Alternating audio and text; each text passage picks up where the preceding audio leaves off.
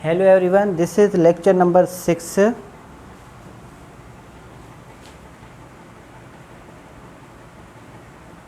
on order number 3।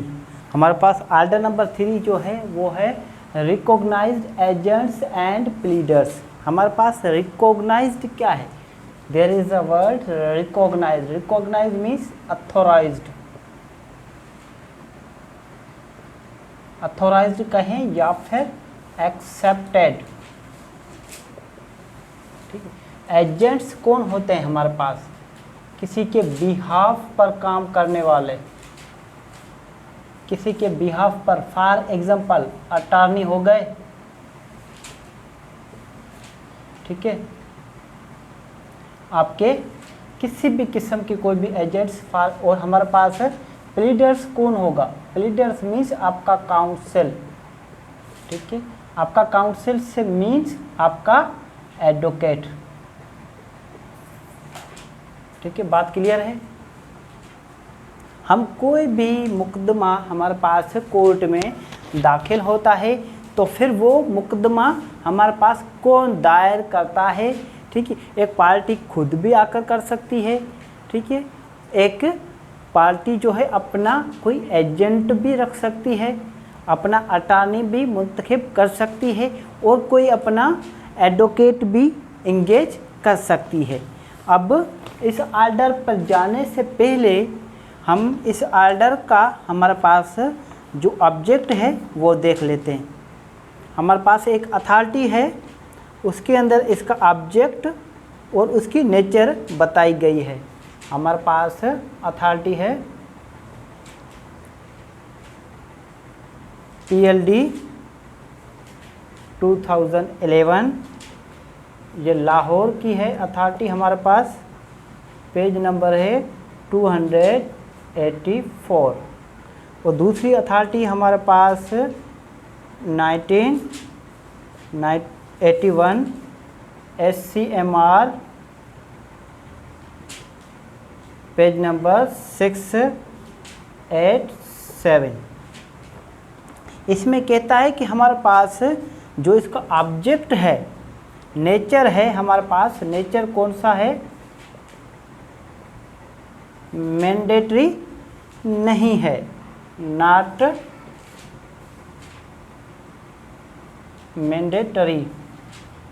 ठीक है, mandatory नहीं है तो फिर कौन सा है? हमारे पास डायरेक्टिव। डायरेक्टिव या फिर directory. Directory in nature. Mandatory क्यों नहीं है?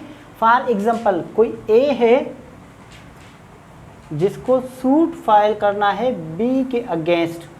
ठीक है, अब ए लाजमी तो नहीं है कोई वकील करे। ठीक है, लाजमी तो नहीं है किसी एजेंट को अपना केस दे कोर्ट में एक्ट करने के लिए, कंडक्ट करने के लिए।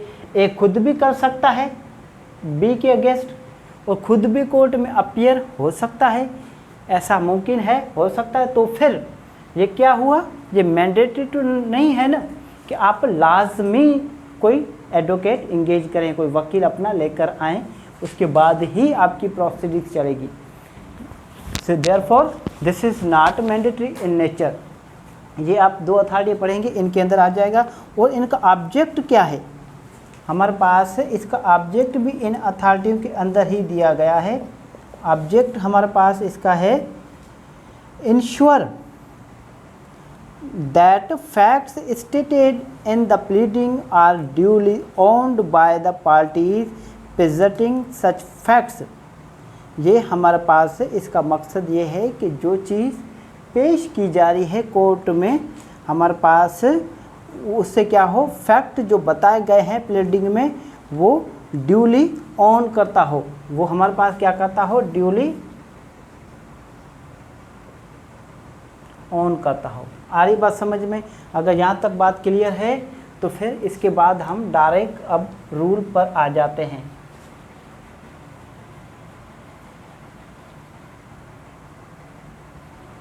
रूल नंबर 1 डिस्कस करते हैं हम। रूल नंबर 1 हमारे पास क्या कहता है, रूल नंबर कहता है appearance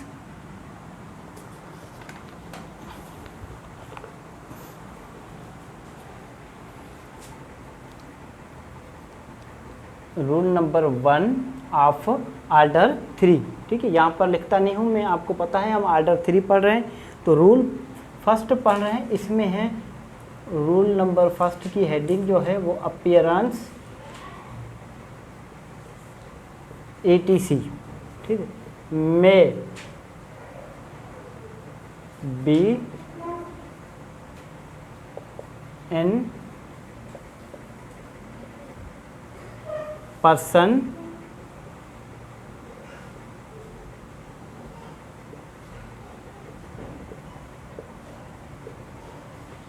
recognized agent or by pleader।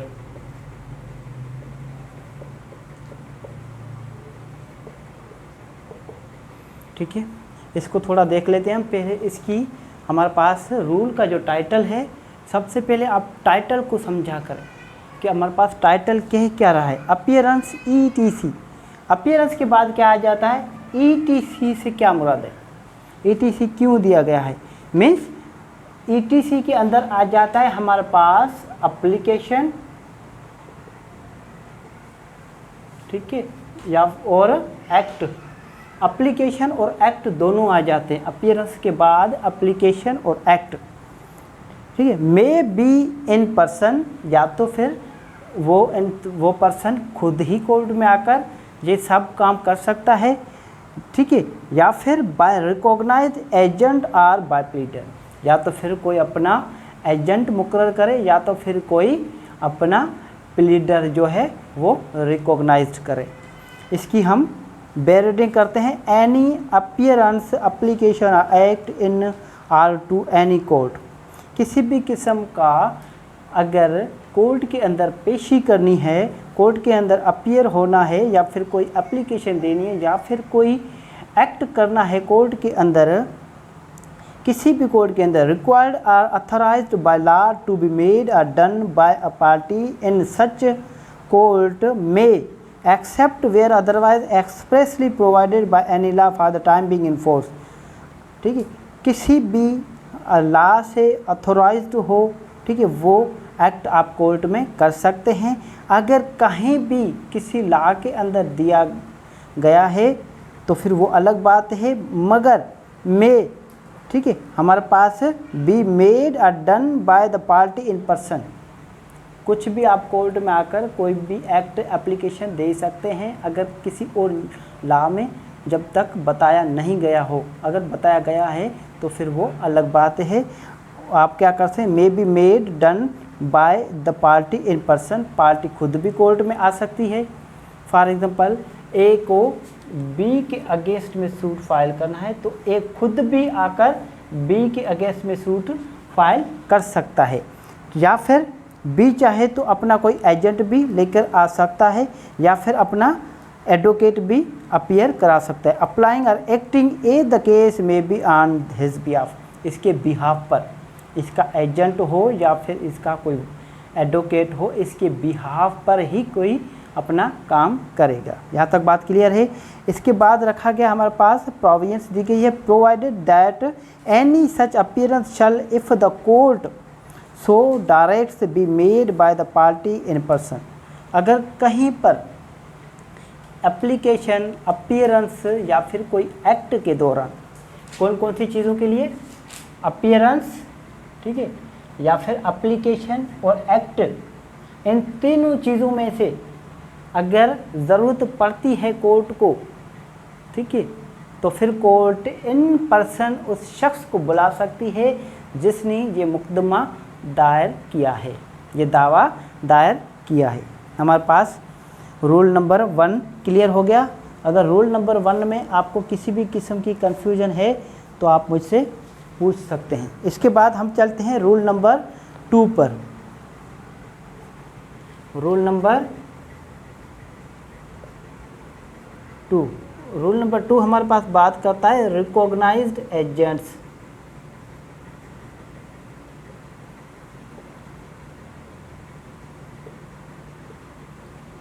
Recognised agents. ये रिकॉग्नाइज्ड एजेंट्स दरअसल होते कौन हैं? ये हमारे पास recognised agents are parties by whom such appearances application और एक्ट्स में बी मेड आर डन। आर कौन कौन होते हैं? हमारे पास वो लोग जिसको हमारे पास सब क्लास में ए में दिया गया है पावर ऑफ अटॉर्नी, जिसको पावर्स ऑफ अटॉर्नी दिया गया हो। आ रही है बात समझ में? उनके बिहाफ पर काम। और बी में क्या कहा गया है? बी में हमारे पास कहा गया है जो पर्सन उसका बिजनेस कैरी करता हो, बिजनेस कैरी ऑन, ठीक है। जो शख्स जिसका कोई रिकॉग्नाइज्ड एजेंट नहीं है, उन सूरत में उसका जो बिजनेस संभालता है उनकी गैर मौजूदगी में, मीन्स जो पर्सन फाइल कर रहा है, ठीक है, इन पर्सन, उनकी गैर मौजूदगी में अगर वो कोर्ट की जुरिस्डिक्शन से बाहर है तो फिर उसकी जगह पर जो उसका बिजनेस संभाल रहा है, जो उसका बिजनेस कंडक्ट कर रहा है, वो भी कोर्ट में आके अपीयर हो सकता है। आ रही बात समझ में? यहाँ तक बात क्लियर है। इसके बाद हम रूल नंबर 3 में चलते हैं। अगर यहाँ तक कोई भी किसी कन्फ्यूजन हो तो आप मुझसे पूछ सकते हैं, ठीक है। इसके बाद हम चलते हैं रूल नंबर 3 पर। रूल नंबर 3 आप जो है इसको रीड करेंगे हमारे पास आर्डर 5 के साथ। आर्डर 5 क्या है? आपने पढ़ा है CPC आर्डर 5। आर्डर 5 है issue of process and summons. Summons और इशू हमारे पास जो नोटिस वगैरह होते हैं उनसे मुतालिक है, ठीक है। क्या आप कौन सा रूल पढ़ रहे हैं? हम रूल नंबर 3 पढ़ रहे हैं। ये बात करता है हमारे पास सर्विस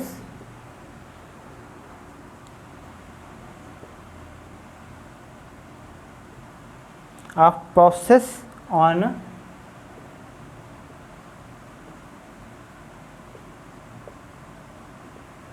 रिकॉग्नाइज्ड एजेंट्स, ठीक है। किस पर सर्विस की बात कर रहा है? रिकॉग्नाइज्ड एजेंट पर सर्विस की बात कर रहा है, एडवोकेट की बात नहीं कर रहा, ठीक है। थोड़ी सी इसकी बैरिटिंग कर लेते हैं। Processes served on the recognised agent of a party shall be as effectual as if the same had been served on the party in person unless the court otherwise directs. Means for example A ने appoints किया है B को, ठीक है, किसी court में मुकदमा दायर करने के लिए या फिर मुकदमा कंडक्ट करने के लिए। तो हमारे पास order 5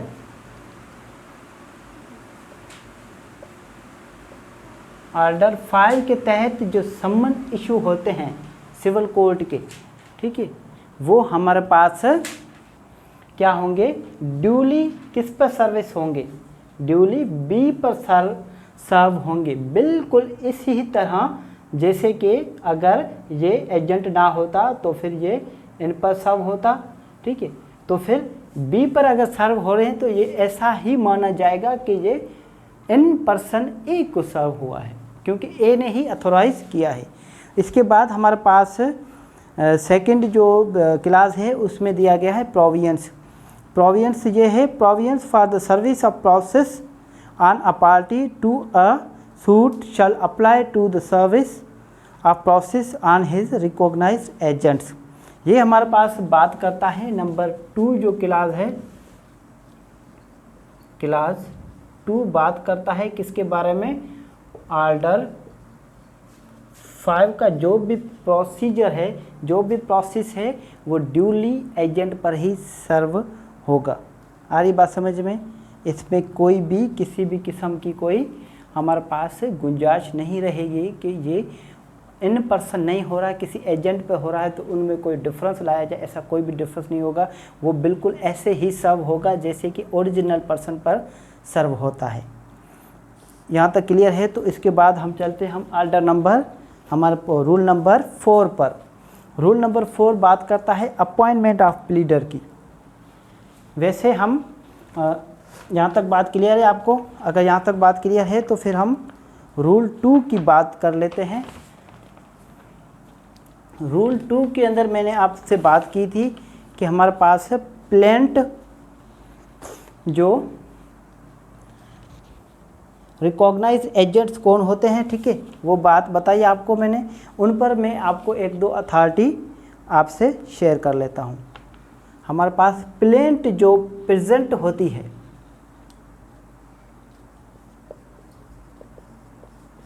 plaint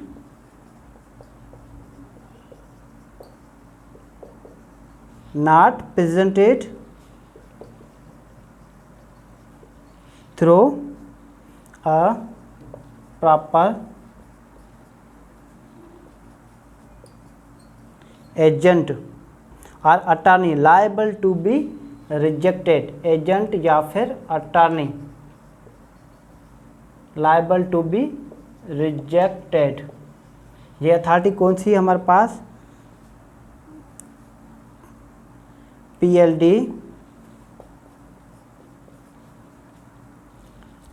2009 Karachi,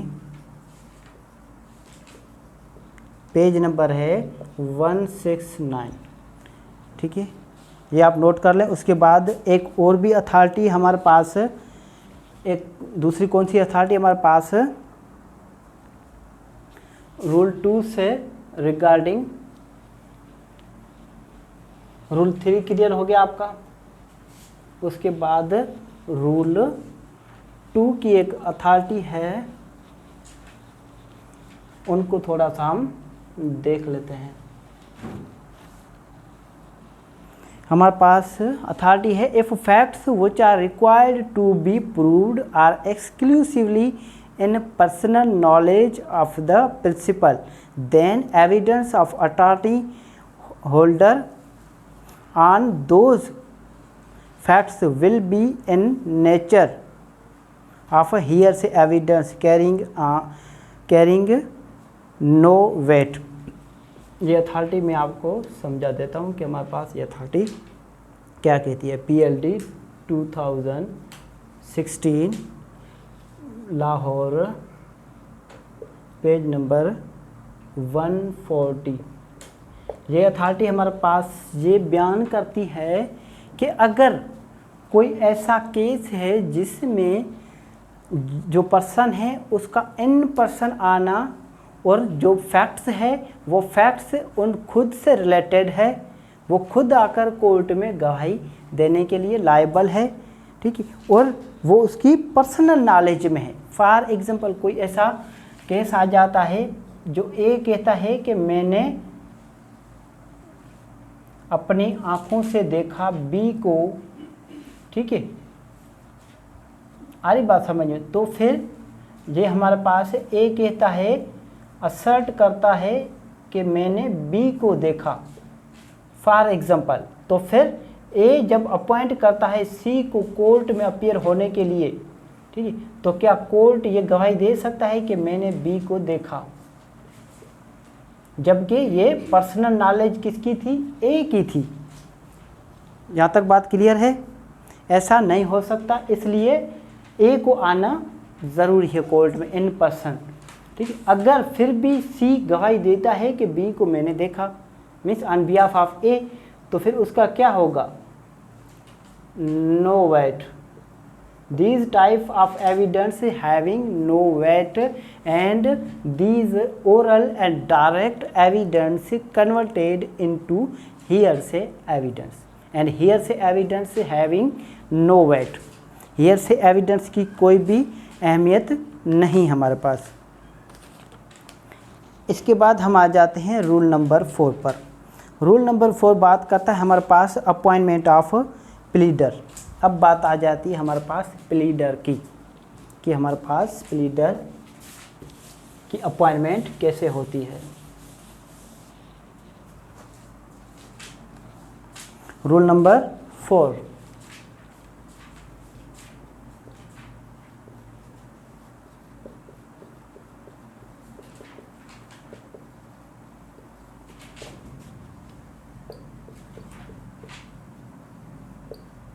appointment of pleader, pleader को अपॉइंट करना।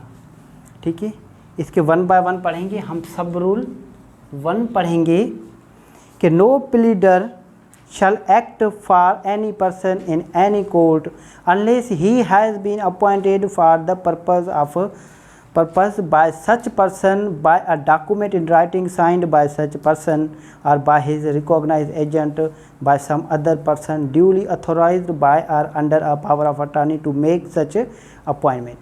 कोई भी एडवोकेट किसी भी मैटर के अंदर जाकर कोई एक्ट या अपीयर होना या फिर किसी एप्लीकेशन को मूव करना ऐसा बिल्कुल नहीं कर सकता जब तक कोई उसको अपॉइंट ना करे। आ रही बात समझ? फॉर एग्जांपल कोई एक एडवोकेट है ए, ठीक है, कोई सूट फाइल होता है हमारे पास एक्स और वाई के बीच में, एक्स वाई पर सूट फाइल करता है। अब एक्स ए को अपॉइंट नहीं कर रहा मगर ए खुद आ रहा है एक्स के बिहाफ पर, एक्स ने अपॉइंट नहीं किया, तो क्या ए केस हमारे पास कंडक्ट कर सकता है? नहीं, ए कंडक्ट नहीं करता क्योंकि एक्स ने अपॉइंट नहीं किया है। ठीक है, अगर अपॉइंट करेगा तो हमारे पास क्या करेगा, इसके बिहाफ पर एक्ट करेगा। या तो कौन, या तो एन पर्सन जो इंसान अपॉइंट कर रहा है डायरेक्ट अपॉइंट कर सकता है, या तो फिर उसके एजेंट के थ्रू, या तो फिर उसके अटॉर्नी के थ्रू भी हमारे पास एडवोकेट हो सकता है। उसके बाद हमारे पास रूल नंबर सब रूल 2 की बात करते हैं हमारे पास। Every such appointment shall be filed in court and shall be deemed to be in force until determined with the leave of the court by a writing signed by the client of the pleader as case may be and filed in court or until the client or pleader dies or until all proceedings in the suit are ended so far as regards the client। अब ये हमारे पास point बहुत ही ज़बरदस्त है। Rule हमारे पास 4 का सब rule 2, ये सब रूल 1 था, ये सब रूल 2 है रूल 4 का। इसमें क्या बात करता है कि एक एडवोकेट की ड्यूरेशन कितनी होगी। एक एडवोकेट की ड्यूरेशन तब तक है जब तक वो पार्टी उनसे फाइल ना ले ले और अपना दूसरा कोई एडवोकेट ना कर ले, या तो फिर तब तक जब तक वो एडवोकेट हमारे पास ज़िंदा है, या फिर तब तक जब तक वो क्लाइंट ज़िंदा है, ठीक है, या फिर तब तक जब तक कोर्ट की प्रोसीडिंग्स ख़त्म नहीं हो जाती, मीन्स तब तक इसकी ड्यूरेशन रहेगी। अब इन पर एक अथॉरिटी है वो भी आप देख लेना, 1998 CLC पेज नंबर है हमारे पास 179। ये हमारे पास बात करता है कि ड्यूरेशन क्या होगी एक एडवोकेट की। एक एडवोकेट की ड्यूरेशन इतनी ही रहेगी कि हमारे पास जब तक ये मैटर चलता रहेगा, ये प्रोसीडिंग्स कोर्ट में चलती रहेगी, तब तक ये हमारे पास एडवोकेट वैलिड हैं अपना काम करने के लिए, अपीयर होने के लिए या एप्लीकेशन मूव करने के लिए, या फिर किसी भी किस्म का कोई एक्ट करने के लिए। अब हम चले जाते हैं रूल नंबर 3 पर, सब रूल 3 ऑफ रूल 4। सब रूल 3 बात करता है कि हमारे पास जो सब रूल 2 है उसके मकसद को लेकर जो हमारे पास एप्लीकेशन है किसके रिव्यू है, रिव्यू हो गया हमारे पास, या फिर एप्लीकेशन हो गई सेक्शन 144, ठीक है, या फिर 152। 144 क्या है, restitution of suit, application for restitution means किसी चीज़ की बहाली करना, या फिर हमारे पास अमेंडमेंट ऑफ, हमारे पास क्या है, जजमेंट, डिक्रीज एंड ऑर्डर। ये तीनों चीज़ों की बात करता है। ये क्या बात करता है, any appeal from any decree are order in the suit and application are act for the purpose of obtaining copies of documents or return of the documents produced or filed in the suit or obtaining refund of monies paid into court in connection with the suit shall be deemed to be proceedings in the court. Rule 2 में, सब rule 2 में जो बात बताई गई कि हमारे पास duration कब तक रहेगी एक एडवोकेट की ड्यूरेशन तब तक रहेगी। मिसा फॉर एग्जांपल हमारे पास रिव्यू भी कर सकता है जब हमारे पास फैसला जो हुआ है, डेसिशन हुई है, आ रही बात समझ में। और हमारे पास है प्रोसीडिंग्स भी कर सकता है किसके सेक्शन के तहत, 144 के तहत या फिर 152 के अंदर, या तो फिर कोई सर्टिफाइड कॉपीज़ लेनी हो तो भी ले सकता है, ठीक है। या फिर जो अमाउंट हमारे पास कोर्ट में हमारे पास पे है उसको रिफंड करवाने के लिए भी ये प्लीडर काम कर सकता है। सब रूल 4 हमारे पास बात करता है कि हाई कोर्ट डायरेक्ट कर दे के, ये हमारे पास बात करता है हाई कोर्ट की। हाई कोर्ट क्या करे, फॉर एग्जांपल कोई ए है जिसको मुकदमा दायर करना है बी के अगेंस्ट, मगर ए के इस पोजीशन में नहीं कि हमारे पास ये साइन कर सके या फिर थंब इम्प्रेशन दे सके, क्योंकि इसके हमारे पास अनफॉर्चुनेटली इसके हाथ नहीं है। तो फिर इस सूरत में कोर्ट ये डायरेक्शन दे सकती है कि इसके बिहाफ पर कोई अथोराइज्ड पर्सन भी अपना प्लीडर अपॉइंट कर सकता है। ये सब रूल 4 हो गया। इसके बाद सब रूल 5 की बात करते हैं। सब रूल 5 हमारे पास बात करता है, no pleader who has been engaged for the purpose of pleading only shall plead on behalf of any party unless he has filed in court a memorandum of appearance signed by himself and stating। ये बात क्या करता है हमारे पास, जैसे कि हमारे पास रूल 4 का सब रूल 1 भी हमारे पास किसकी बात कर रहा था, वकालतनामा की, वकालत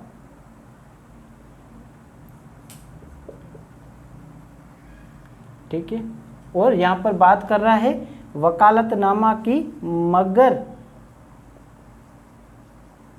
उस वकालतनामे के अंदर उस कोर्ट का नाम लिखा हो, उस कोर्ट के अंदर जो केस नंबर है वो केस नंबर लिखा हो, ठीक है, पार्टी के नाम लिखा हो, और जिस पार्टी ने, जिस एजेंट ने, जिस पर्सन ने इस प्लीडर को अपॉइंट किया है उसके भी नाम और उसके भी सिग्नेचर होने चाहिए यहाँ। और उसके बाद हम चले जाते हैं, हमारे पास प्रोविजंस हैं रूल हमारे पास सब रूल 5 की। उसके अंदर अगर कोई एक एडवोकेट ए है, ठीक है, बाद में, ठीक है, फॉर एग्जांपल कोई ए है, ए ने कोई केस दाखिल किया है कोई सूट बी के अगेंस्ट, और ए ने एडवोकेट कौन सा किया है, एक्स को किया है, मगर ए बाद में क्या कर लेते हैं, वाई को एडवोकेट कर लेते हैं। जब वाई को एडवोकेट कर लिया तो इसका मकसद क्या हो गया, एक्स के पावर्स ख़त्म हो गए। अब एक्स जो है इनके बिहाफ कोई भी काम नहीं कर सकता। अगर ए चाहे तो एक्स भी काम कर सकता है, वाई भी कर सकता है, ठीक है, मगर हमारे पास इखलाकन जब ए ने वाई को कर दिया, अपॉइंट कर दिया एज एडवोकेट, तो फिर एक्स का काम ख़त्म हो गया। यहाँ तक बात क्लियर है? अगर यहाँ तक बात क्लियर है तो फिर इसके बाद हम आगे चलते हैं।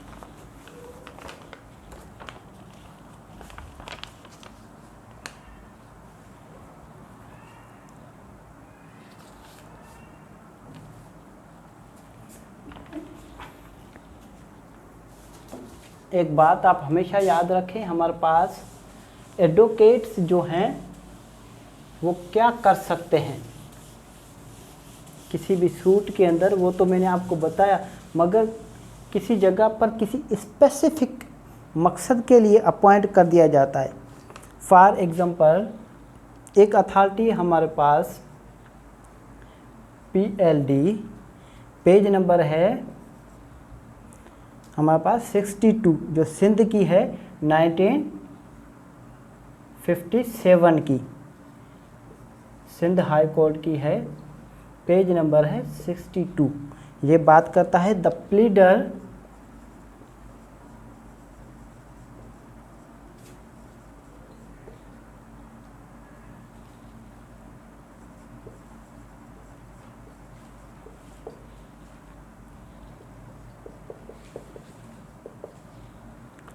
within the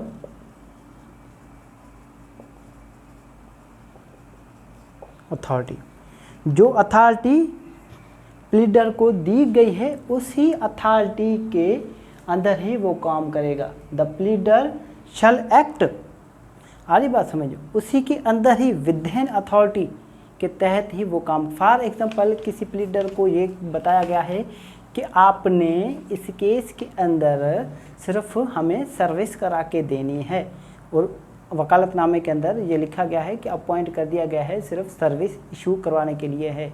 जब सर्विस इशू हो गई तो उसके बाद उस एडवोकेट का काम ख़त्म हो गया। आ रही बात समझ में। उसके बाद इसी रूल के लिए आप 2 अथॉरिटी और हैं वो पढ़ लेना।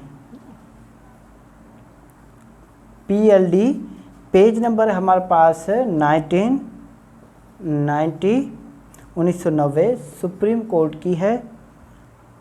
ये हमारे पास आज़ाद जम्मू एंड कश्मीर की है, पेज नंबर हमारे पास 13। ठीक है।